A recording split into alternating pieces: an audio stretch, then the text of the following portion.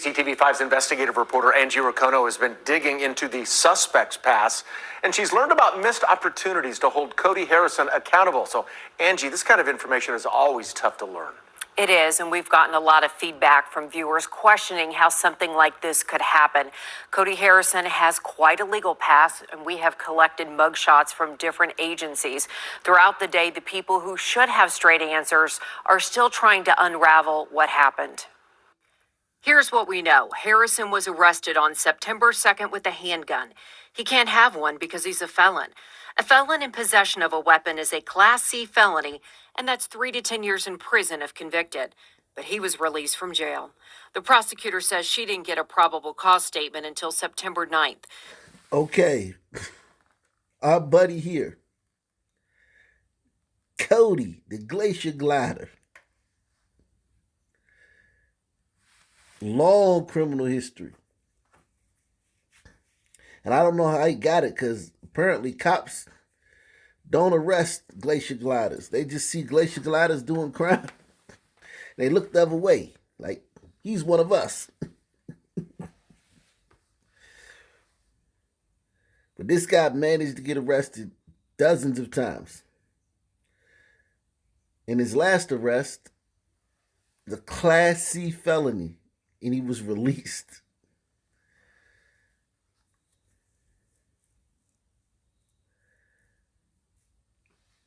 The Blackstonian Spring, the summer of Floyd. All those allowances and entitlements that we gave to criminals, we did not just give them to some criminals. All criminals get the benefit from that. It's just like when we fought for the civil rights in the 60s. Everybody benefited from civil rights. Everybody got more rights. The world became a better place for everybody. Well, theoretically, the world became a better place for everybody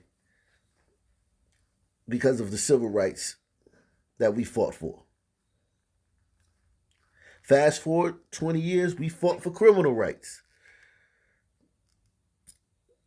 And all criminals benefit from it. But Harrison was also arrested in January for burglary and stealing and missed court. So at the time of the shooting, there was an open warrant for Harrison. And here's the bottom line. Both of those are parole violations. It's unclear if those violations were followed up on. We also requested police reports. This is from Grain Valley, where Harrison faced that burglary charge for stealing from a former employer. If you look closely, here's what an officer wrote in that report.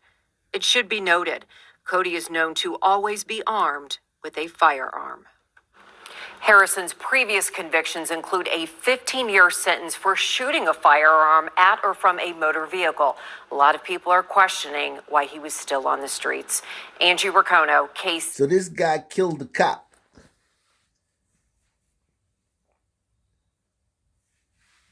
And he's only on the streets because of all the hard work BLM and Antifa did last year.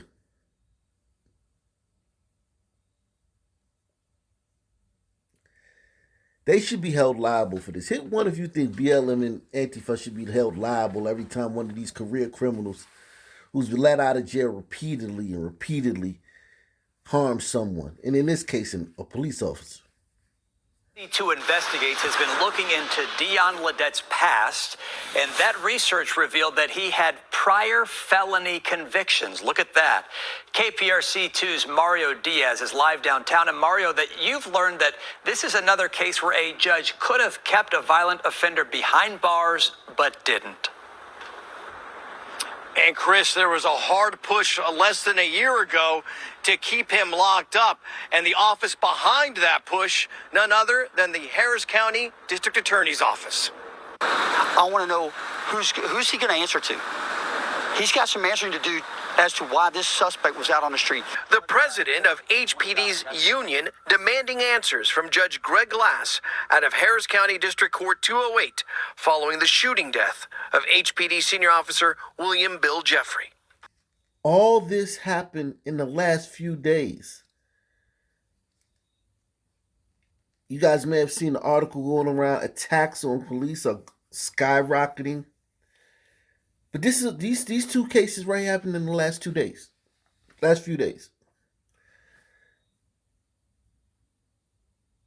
And of course, it's always career criminals. I want him to tell this family why they let this guy out.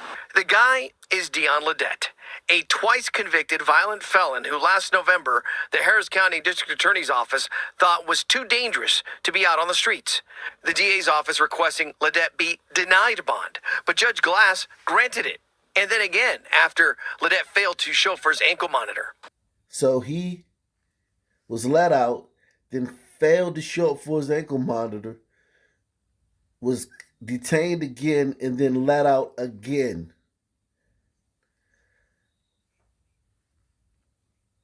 And we got to hear all day about the criminal justice system is biased and you can't get a fair shake.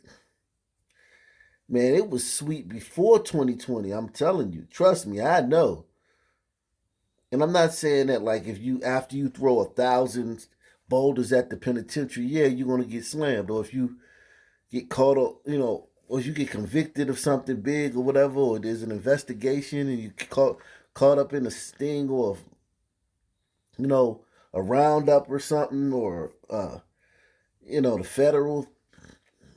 federales get you, whatever. But I mean, if you're just committing crime in your town, you're going to get caught, and it was sweet before then. And I know it's a bunch of dudes in jail. Them dudes been throwing boulders at the penitentiary. Just like this guy. The DA's office requesting Ledette be denied bond, but Judge Glass granted it. And then again, after Ledette failed to chauffeur his ankle monitor. You got a guy that's proven time and time again he's not going to be a productive member of society, and they just let him out. State records show multiple felony convictions and arrests for Ledette dating back to 2008, including 3 years of confinement in 2015 for aggravated assault with a deadly weapon. When HPD showed up this morning, Ledette had been on the run since January after failing to appear in court. The judge has responsibility to do his job. And when you fail at your job, there's ramifications for that. The ramifications today is an officer lost their life. He needs to be held accountable. Judge Glass isn't talking. His doors were locked, and his office did not answer our call. Griffith says Jeffrey should have never been gunned down today. Judge Glass failed at his one job, and that's to protect the citizens of Harris County. Now, I'm all for Judge Glass getting railroaded. I mean, getting, dragged. And I'm even for Judge Glass being disbarred or whatever they do to judges. Because at some point, man, you're like, it's kind of like throwing a grenade into like a supermarket, letting these guys out. Somebody is going to get hit, okay? Somebody is going to get, someone is going to be harmed by these. That's what they do. And as the judge, you should be held liable. And I think that, if you do that, judges will be harder. The criminal justice system will be harder, and criminals will think twice. Now, my thing is that'll never happen. So it's really no point in talking about it. However, at least you guys know what's going on. And you guys know that if you hear somebody talk about the criminal justice system is skewed or institutions and systematic, it's all crap. Griffith says Jeffrey should have never been gunned down today. Judge Glass failed at his one job, and that's to protect the citizens of Harris County. Again, this is part of a storyline that KPRC2 Investigates has been examining now for quite some time of violent offenders who are back out on the streets. And in this instance here today, it ended up taking the life of an HPD officer. Live downtown, Maura Diaz, KPRC2 investigates.